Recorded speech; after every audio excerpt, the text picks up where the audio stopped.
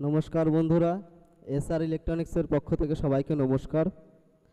আজকে আমাদের হাতে এসছে সনির 32 ইঞ্চি একটি সেট, যার সমস্যা হচ্ছে 4 টাইম ব্লিং। তো চলো সেটাকেই আজকে রিপেয়ার করার চেষ্টা করি। তার আগে প্রবলেমটা একটু দেখিয়ে দিই। সেটটা চালু হয়েই 4 টাইম ব্লিং হচ্ছে। সবার প্রথম আমরা ভোল্টেজগুলো দেখে নেব মাদারবোর্ডের। 5 ভোল্টেজ ঠিক আছে, 3.3 ভোল্টেজও ঠিক আছে।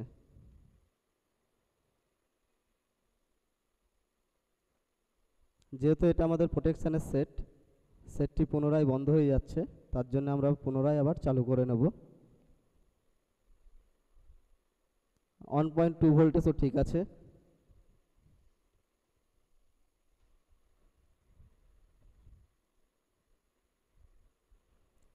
সেটটি আবার স্ট্যান্ড বাই মোডে চলে গেছে, ওটাকে আবার অন করে 1.8 ভোল্টেজটাও দেখে নিলাম, 1.5 ভোল্টেজটাও দেখে নিলাম। 3.3 ভোল্টও ঠিক আছে।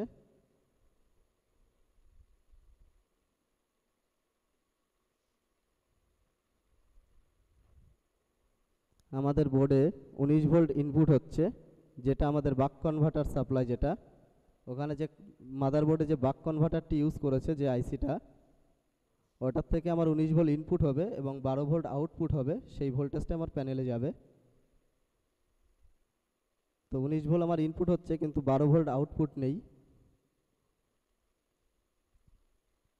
দেখতেই পাচ্ছ বন্ধুরা।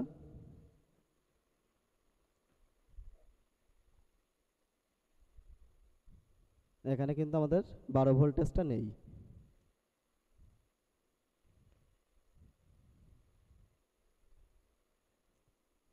আমরা এখানে একটা বাজারের বাক কনভার্টার ইউজ করব।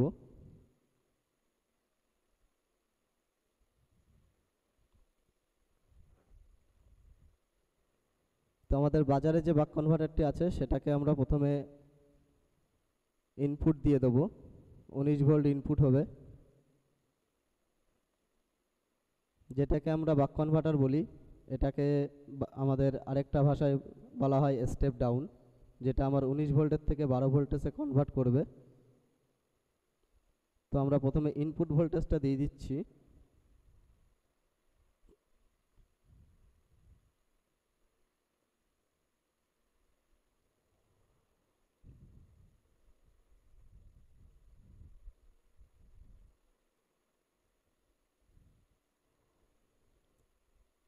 আমাদের বাক কনভার্টারে যে পিসেটটা ইউজ করা হয়েছে, সেই পিসেটটাকে মুড়িয়ে আমরা ভোল্টেজটাকে অ্যাডজাস্ট করব। আমরা পুরো 12 ভোল্ট করে নেব আউটপুট। ভোল্টেজ বেশি থাকলে আমার প্যানেলের সমস্যা দেখা দিতে পারে, সেই কারণে আমরা 12 ভোল্টের মধ্যে রাখার চেষ্টা করব। আউটপুট থেকে একটি ওয়্যার আমরা নিয়ে নিচ্ছি, যেটা আমাদের প্যানেলের ইনপুট হবে। সেই ইনপুটে আমরা কানেকশানটা করে দিচ্ছি। আমাদের কানেকশান করা হয়ে গেছে, ভালো করে দেখে নিন বন্ধুরা। আমরা সেটে পাওয়ার অন করেছি এবং আমরা দেখতে পাচ্ছি আমাদের সমস্যাটা সলভ হয়ে গেছে। আমাদের 4 টাইম যে বিলিংটা হচ্ছিল, সেই বিলিংটা হচ্ছে না আর। আমার ব্যাকলাইটও ওকে জ্বলছে।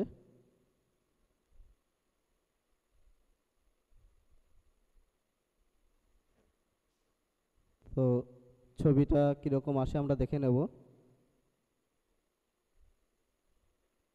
আমাদের ছবি চলে এসছে, আর ছবির মধ্যে কোনো সমস্যা নেই।